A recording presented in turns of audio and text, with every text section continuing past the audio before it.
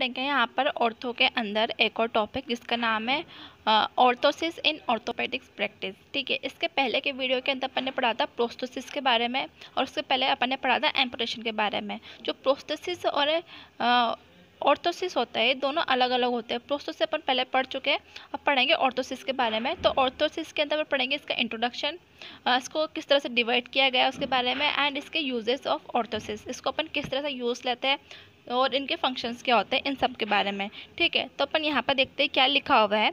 Orthotics is a unit of rehabilitation which deals with improving function of the body by the application of the device which aids the body part. The device so manufacture is called an orthosis. ठीक है, तो यहाँ पे ये लिखा हुआ है जो ऑर्थोटिक्स होता है वो रिहेबिलिटेशन की एक यूनिट होती है।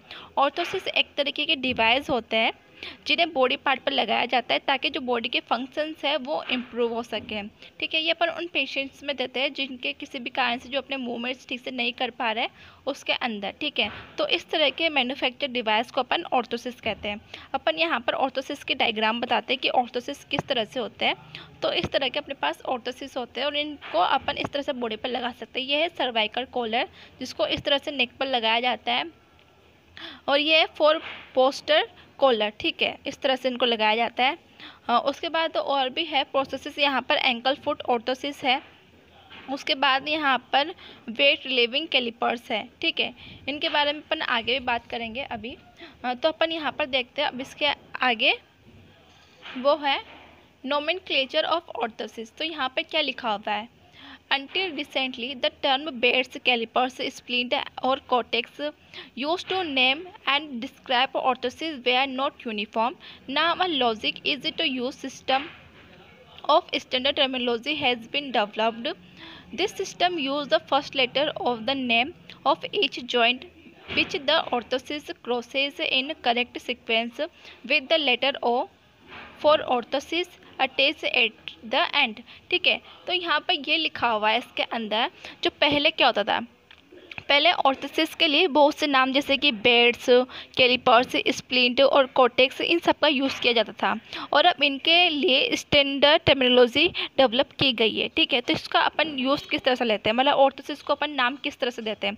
तो यहाँ पर जो फर्स्ट लेटर होता है जॉइंट का फर्स्ट लेटर है उसको अपन यूज़ करते हैं, और उसके लास्ट में ऑर्थोसिस का अपन ओ उसके अंदर ऐड कर देते हैं। ठीक है, तो यहाँ पर लिखा हुआ है जैसे कि एग्जाम्पल के लिए अपन देख सकते हैं एंकल फुट ऑर्थोसिस। ये एक ऑर्थोसिस है एंकल फुट ऑर्थोसिस।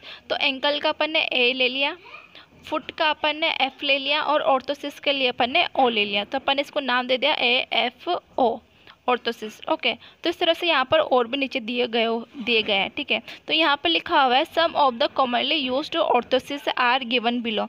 तो कुछ यहाँ पर ऑर्थोसिस के नाम दिए गए जो कि अपन कॉमनली यूज़ करते हैं पेशेंट के अंदर। वो है ankle foot orthosis, knee ankle foot orthosis, hip knee ankle foot orthosis, knee orthosis, cervical orthosis, wrist hand orthosis, cervico thoraco lumbo sacral orthosis. उसके बाद है फुट ऑर्थोसिस। ठीक है, ये सब अपन यूज़ लेते हैं। इस डायग्राम के अंदर अपन देखते हैं एंकल फुट ऑर्थोसिस जो कि अपन ने यहाँ पर पढ़ा था। एंकल फुट ऑर्थोसिस है वो इस तरह से होता है और इस तरह से पेशेंट के अंदर लगाया जाता है, ग्रीन वाला जो पार्ट है वो। उसके बाद आता है HKAFO जिसका नाम है यहाँ पे hip knee ankle foot orthosis, जो कि इस तरह का होता है और इस तरह से पेशेंट के लोअर लिम्ब के अंदर लगाया जाता है। तो इसके अंदर हिप भी आएगा, नी भी आएगा, एंकल भी आएगा, फुट भी आएगा। ठीक है, अब इसके आगे अपन पढ़ते हैं। अब orthosis can be divided into static type and dynamic type. ठीक है, तो यहाँ पे इसके टू टाइप हो गए, एक तो हो गया static type and dynamic type. तो स्टैटिक के अंदर क्या आएगा, स्टैटिक ऑर्थोसिस आर यूज्ड। जो स्टैटिक ऑर्थोसिस है उसको अपन कहाँ पर यूज लेंगे, तो यहाँ पर लिखे हुए हैं to support an arthritic joint और फ्रैक्चर बोन। तो अपन इसका यूज़ फ्रैक्चर बोन और आर्थराइटिक जो जॉइंट होते हैं ना उसके सपोर्ट के लिए अपन यूज़ कर सकते हैं स्टैटिक ऑर्थोसिस को। To prevent joint contracture in a paralytic limb, जो पैरालाइटिक लिम्ब होते हैं उसके जॉइंट के कॉन्ट्रैक्चर को प्रिवेंट करने के लिए अपन इसका यूज़ कर सकते हैं। For serial splinting for a joint to correct contracture को कंट्रोल करने के लिए, जॉइंट के सीरियल स्प्लिटिंग के लिए, ठीक है। उसके बाद है यहाँ पर डायनेमिक ऑर्थोसिस के बारे में। तो dynamic orthosis are use to apply force to the joint which be damage by arthritis और when the muscle at normally control the joint are weak। तो यहाँ पर डायनेमिक ऑर्थोसिस के अंदर लिखा हुआ है, डायनेमिक ऑर्थोसिस का यूज़ एक जॉइंट पर फोर्स लगाने के लिए किया जाता है, जब और वो भी कब, जब आर्थराइटिस से डैमेज हो जाता है, ठीक है। आर्थराइटिस से कोई डैमेज हो गया है तब, या फिर जॉइंट के कंट्रोल करने वाले जो मसल्स अगर वो वीक हो जाते हैं तो उस जगह पे अपन डायनेमिक ऑर्थोसिस का यूज़ लेते हैं। उसके बाद है यहाँ पर यूजेस ऑफ ऑर्थोसिस के uses. Orthosis are used for a following functions. तो ऑर्थोसिस का यूज़ अपन किस तरह से ले रहे हैं और इसके फंक्शंस क्या है, जिस कारण से अपन इसको यूज़ ले रहे हैं, तो उसके बारे में अपन यहाँ पे पढ़ते हैं, डिस्कस करते हैं। तो यहाँ पे लिखा हुआ है टू इमोबिलाइज अ जॉइंट और बॉडी पार्ट और जॉइंट को इमोबिलाइज करने के लिए अपन ऑर्थोसिस का यूज़ लेते हैं, जैसे कि यहाँ पर लिखा हुआ है पेनफुल जॉइंट के अंदर। उसके बाद टू प्रिवेंट अ डिफॉर्मिटी, जो डिफॉर्मिटी है उसको प्रिवेंट करने के लिए, जैसे कि पोलियो लिम्ब के अंदर अपन को देखने को मिलता है। उसके बाद डिफॉर्मिटी को करेक्ट करने के लिए भी अपन इसका यूज़ करते हैं ऑर्थोसिस का, जैसे कि एग्जाम्पल लिखा हुआ है वोल्कमार्ट कॉन्ट्रेक्चर के अंदर अपन इसका यूज़ ले सकते हैं। टू असिस्ट मूवमेंट को असिस्ट करने के लिए भी, जैसे कि एग्जाम्पल है इन अ पोलियो लिम्ब के अंदर अपन यूज कर सकते हैं। To relieve weight bearing, example है इन नॉन यूनाइट फ्रैक्चर के अंदर अपन इसका यूज़ ले सकते हैं।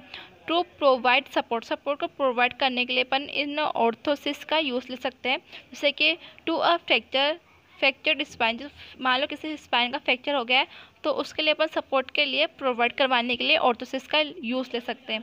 ये सब इसके फंक्शंस भी हैं, ठीक है। और किस जगह पे अपन यूज़ ले सकते हैं उसके बारे में यहाँ पर बताया गया है।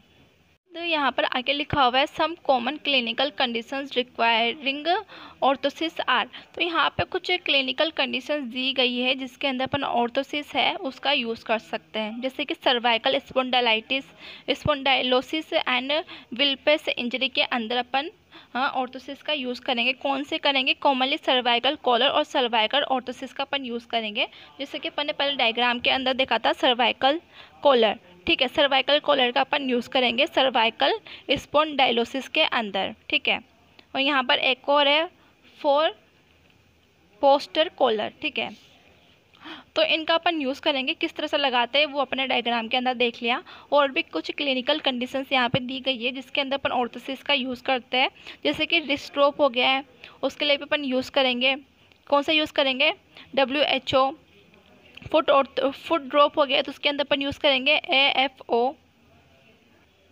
तो यहाँ पर मैंने इनकी फुल फॉर्म में लिख दी है, जैसे कि रिस्ट ड्रॉप के अंदर अपन है WHO ऑर्थोसिस का यूज़ करेंगे, जैसे फुट ड्रॉप के अंदर अपन है AFO का यूज़ करेंगे। तो WHO का मतलब है रिस्ट हैंड ऑर्थोसिस, AFO का मतलब है एंकल फुट ऑर्थोसिस, ओके।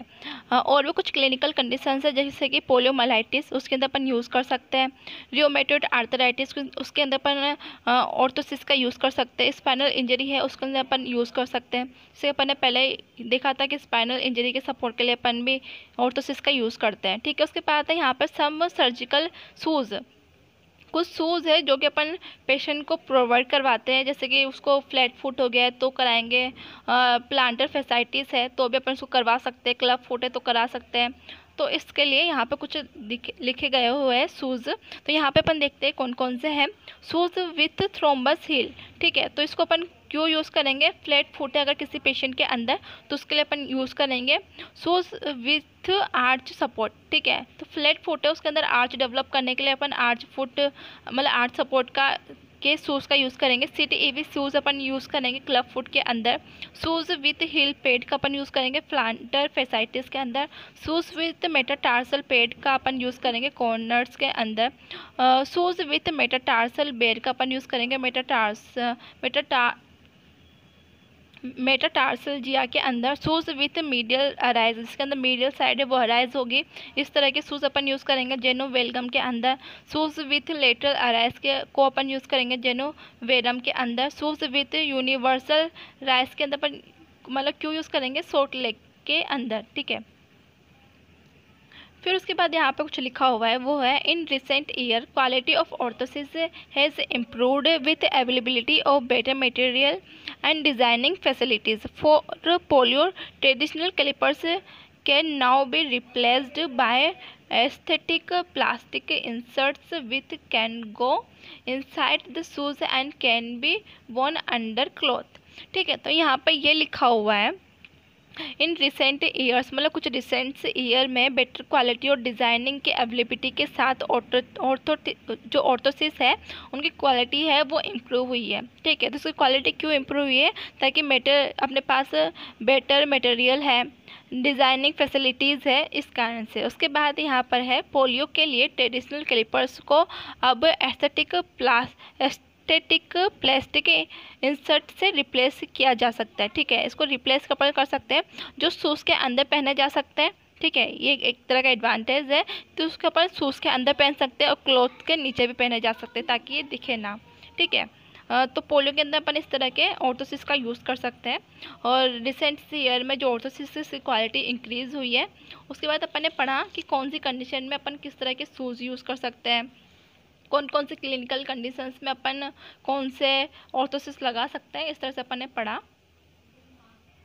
तो आज अपन ने देखा कि ऑर्थोसिस क्या होता है, इसका इंट्रोडक्शन पढ़ा, इसके किस तरह से उसको डिवाइड किया गया है वो देखा, स्टैटिक एंड डायनेमिक टाइप। उसके बाद यूजेस ऑफ ऑर्थोसिस देखे और किस तरह से अपन ऑर्थोसिस को लगा सकते हैं, ये इसके कुछ एग्जाम्पल थे। ओके, अगर वीडियो अच्छी लगी हो तो उसको लाइक करें, शेयर करें, सब्सक्राइब करें। Thank you.